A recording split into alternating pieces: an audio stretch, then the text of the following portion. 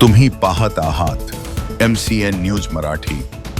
कर्मयोगी गाडगे महाराज व ब्रह्मलीन ऋषी संत घुसरकर महाराज यांच्या पुण्यतिथी महोत्सवानिमित्त दर्यापूर तालुक्यातील सामदा येथे सत्यपाल महाराज यांचे शिष्य पवनपाल महाराज वडाळीकर यांचे जाहीर कीर्तन 20 डिसेंबर रोजी आयोजित करण्यात आले होते।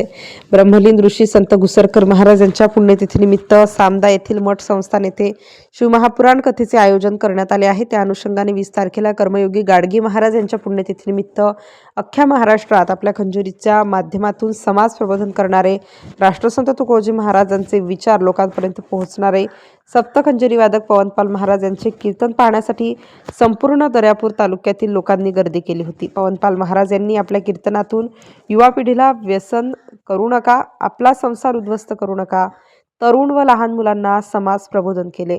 MCN न्यूज मराठी करिता चेतन खुटेमाटे, दर्यापूर। त्याची बॉडी जशी घरी आली तशी त्याच्याही आईला अटक आला। आजची दुपारची घटना, ते दोन्ही आजच दुपारी स्टेजचा अंत्यविधी झाला।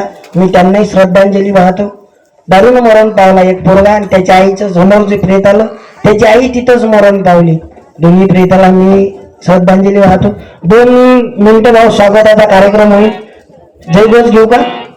बोलो श्री गुरुदेव की जय। वंदनीय राष्ट्रसंत तुकडोजी महाराज की, कर्मयोगी गाडगे बाबा की, छत्रपती शिवाजी महाराज की, बोलो भगवान वाल्मीकि ऋषि भगवान की जय। छत्रपती संभाजी महाराज की, बोलो शिव शाहू फुले आंबेडकरांचा विजय। निवृत्ती ज्ञानदेव सोपान मुक्ताबाई एकनाथ नामदेव तुकाराम महाराजांचा विजय। बोलो घुसरकर महाराजांचा विजय। भारत मातेचा विजय। हा कार्यक्रम माझा प्रबोधनाचा संपलेला आहे।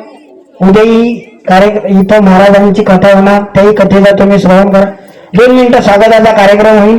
मग आपापले लेकराने आपापल्या चपलाने माझ्याकडे साहित्य आहे, ग्रामगीता भजनाचे पुस्तकं कोणाला लागली स्टेजवर उठली